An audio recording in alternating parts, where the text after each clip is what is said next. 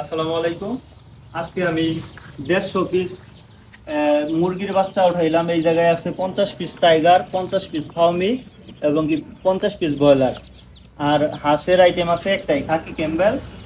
50 piece হাঁসের বাচ্চা আনছি। যদি কারো লাগে তাহলে আমার সাথে যোগাযোগ করতে পারেন।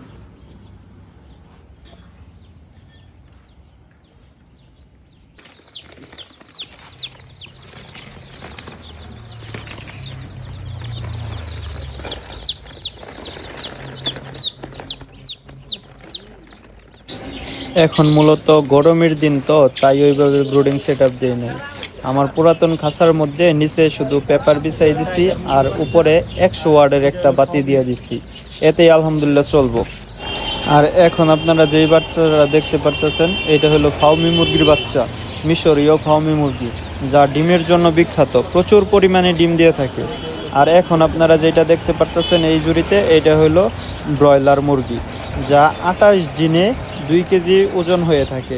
কিন্তু ব্রয়লার মুরগিগুলো কিন্তু প্রচুর পরিমাণে খাবার খায় এবং কি যত্ন ওইভাবেই নিতে হয়।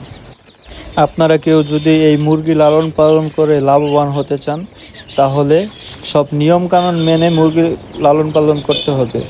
আপনারা সেফটির জন্য ভ্যাকসিনগুলো করিয়ে নিতে পারেন এবং কি ফিটের পাশাপাশি আপনারা সাধারণ খাবার দিতে পারেন একবেলা করে। এইভাবে লালন পালন করলে প্রফিট পাবেন অনেক বেশি।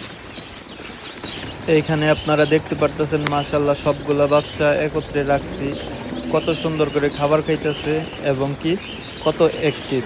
মাশাআল্লাহ বাচ্চাগুলা কিন্তু একদম সুস্থ সবল আছে। আমি পরের দিন সকালেও আর কি দেখছি, একটা বাচ্চাও কিছু হয় নাই। এইখানে আপনারা দেখতে পারতেছেন খাকি ক্যাম্বেল হাঁসের বাচ্চা, যা দেশি হাঁস নামে পরিচিত। এইগুলা হাঁস কিন্তু প্রচুর পরিমাণে আর কি খাবার খায় এবং কি খুব দ্রুত বড় হয়।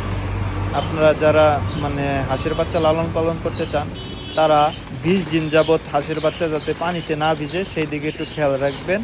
এই এই বিষয়টা খেয়াল রাখলে আর কি হাঁসের বাচ্চাতে কোনো সমস্যা হয় না, কোনো রোগ টোগ হয় না। এই দিকে খেয়াল করে হাঁস লালন পালন করলে আপনারা লাভবান হতে পারবেন।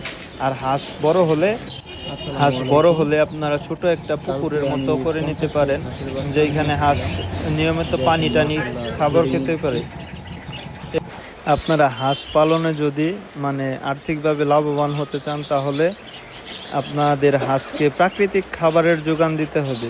প্রাকৃতিক খাবার ছাড়া হাঁস লালন পালন করে কখনো লাভের মুখ দেখা যায় না।